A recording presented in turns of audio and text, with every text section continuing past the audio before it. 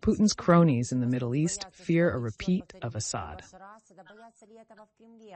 No one is inviting Putin anywhere. They are preparing food stamps in Russia itself. With me is Abbas Gallyamov, a political technologist. Hello, it's good to see you. Putin's cronies in the Middle East, in Egypt, Saudi Arabia, Jordan, and the UAE, fear unrest after the ouster of President Bashar al-Assad in Syria. This is reported by the Washington Post, citing diplomatic officials. Do you think the collapse of the Assad regime in 13 days could cause such unrest? And are there similarly anxious sentiments in the Kremlin amid the fact that 54 years of stability has collapsed so quickly?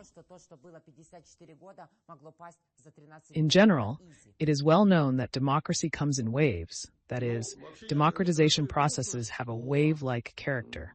And one of the important factors that pushes democratization in one country is the success of democratization in a neighboring country. Therefore, waves are the basis of this democratic wave theory. This is what some researchers think. Others think differently. Some call it 4 waves, some call it 5 waves, but strictly speaking, it makes no difference. There is always a wave. People looking at what Syrians have been able to do, as well as people from Turkey, Egypt, and other countries in the region.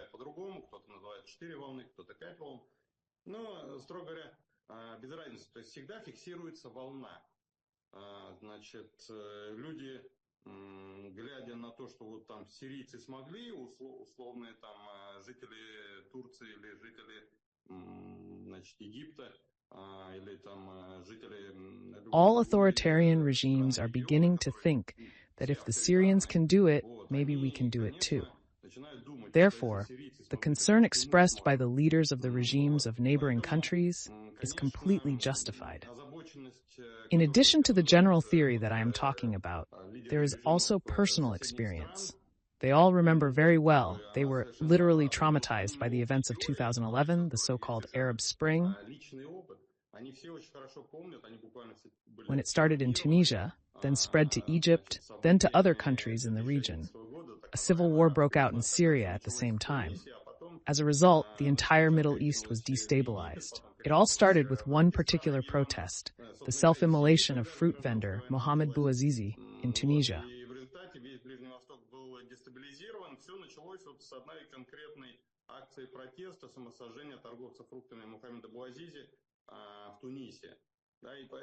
This was in our memory, in the memory of the present generation, 12, 13 years ago. Although, of course, in some cases, the regimes are different. For example, in Egypt, the current leader, in a sense, is a product of that revolution because he was overthrown.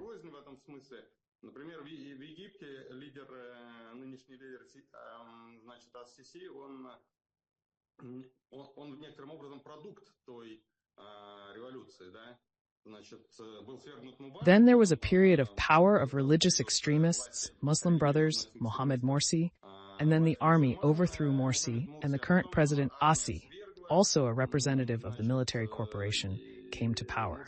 As a matter of fact, if the Arab Spring had not happened, it is not known whether he would have come to power or not. It is quite possible that he would not. That is why he is, in a sense, a beneficiary of those events. Nevertheless, he is well mindful that the crowd that came out into the street is actually a pretty serious force. And therefore, what you asked me about, in principle, their fears are quite logical. They are quite justified. Could such fears also arise in the Kremlin? And how can the remnants of the opposition forces, or perhaps those who are abroad and those who are anti-war, be motivated to show such unrest in the streets? And how can it work? I know you're speculating on social media, on the opposition, how to go against the regime in some practical dimension of the protests. Well, look, when the regime reaches a certain degree, that is, it becomes a dictatorship, an autocracy, and above a certain level of repressiveness,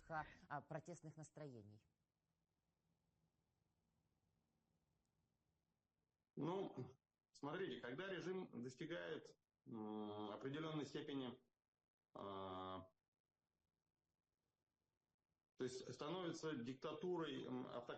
Then it becomes almost impossible for ordinary civilians to overthrow him by force.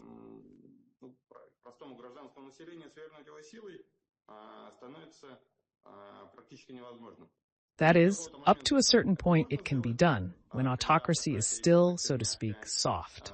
After a certain point, it becomes useless, because in terms of the use of brute physical force, the state, which has special services, the army, and all the tools, that is a monopoly on violence, with the law and the courts on its side, of course, it will always defeat civil society. So the Putin and Assad regimes, of course, they reached this level a long time ago and have gone much further. That's why it took an armed confrontation, a full-fledged civil war, and outside help to topple the Assad regime. If it had not been for Turkey, if it had not been for the actions of Israel, which destroyed Hezbollah, then of course it would not have been possible to overthrow Assad.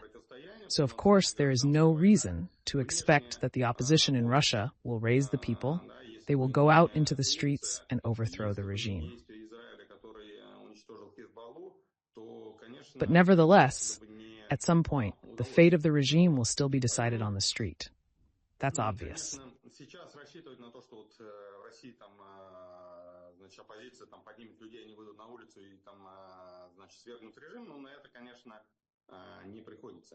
Whether this happens as a result of military defeats, insurgencies, or splits within the regime itself, as was the case with the Prigozhin rebellion, for example, is immaterial.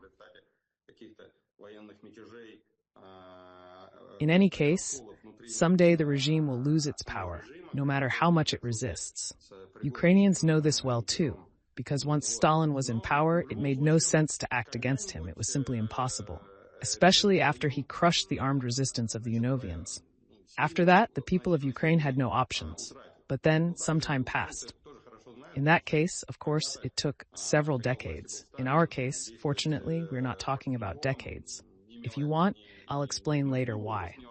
But then at some point, the regime weakened, and the fate of the country, the fate of the people, the fate of democracy was in the hands of ordinary citizens who go to a referendum, vote, and the appropriate decision is made.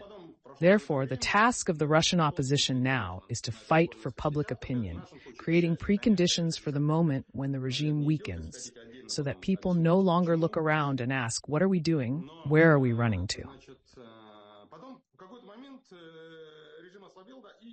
И судьба страны, судьба народа, судьба демократии, так сказать, оказалась в руках простых граждан, да, которые идут на референдум, голосуют и принимается соответствующее решение.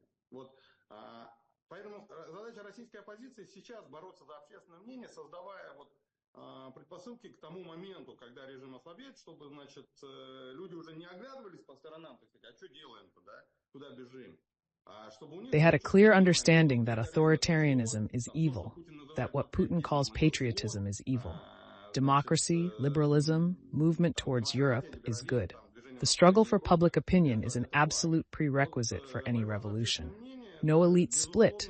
If the people have not matured the understanding that we no longer want to go in this direction, but want to move in another direction, will not lead to a revolution.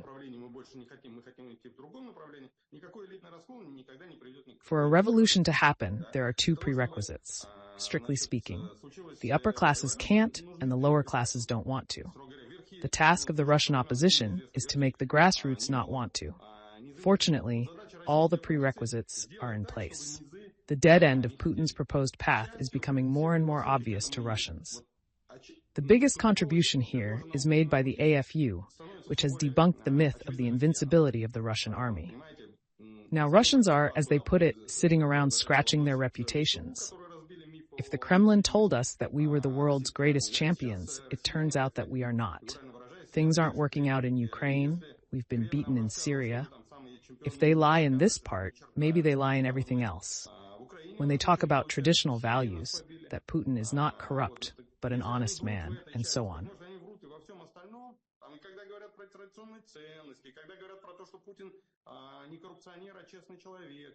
Especially considering that the authorities claim that the economy is booming and living standards are rising, but people see that the economy is failing and living standards are falling.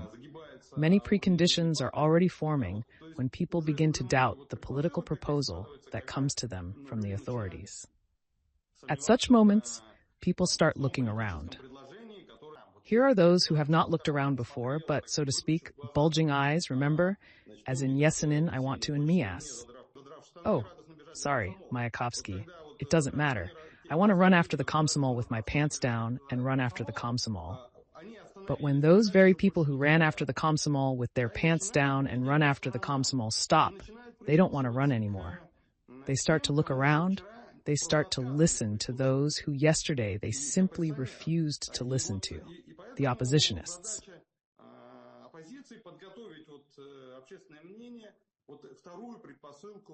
The opposition's task is to prepare public opinion and set the stage for revolution.